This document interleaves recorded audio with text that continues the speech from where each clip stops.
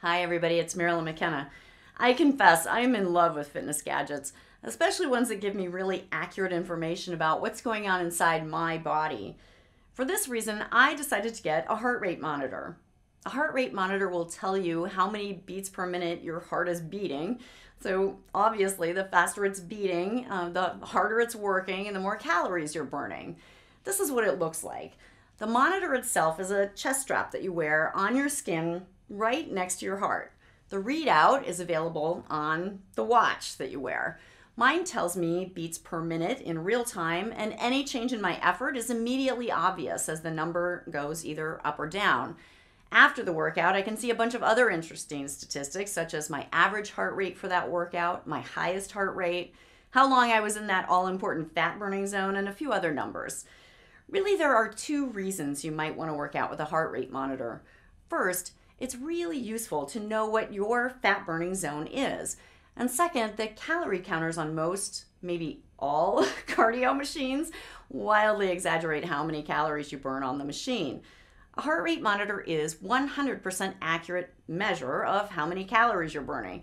And well, I like accurate information. Whether or not you buy a heart rate monitor, it's useful to figure out your fat burning zone. To do so, you first have to know your maximum heart rate. If you're under 40, it's a simple calculation of 220 beats per minute minus your age. So, for example, if you're 25, it would be 220 minus 25, or a maximum heart rate of 195. If you're over 40, well, you're in luck. Finally, something that works to our advantage as we get older, right? No, we really do lose maximum heart rate capacity as we age. So the number is different as we get older. If you're over 40, you calculate your maximum heart rate capacity by multiplying your age times zero point 0.7, then subtracting that number from 208.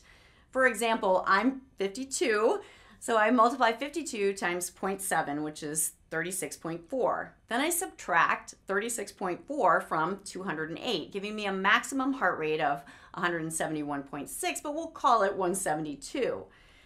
So my maximum heart rate, if I'm being chased by a hungry bear and I'm running as fast as I possibly can, is 172 beats per minute. Now, obviously, none of us could sustain our maximum heart rate for very long, not for a 30-minute workout, that's for sure.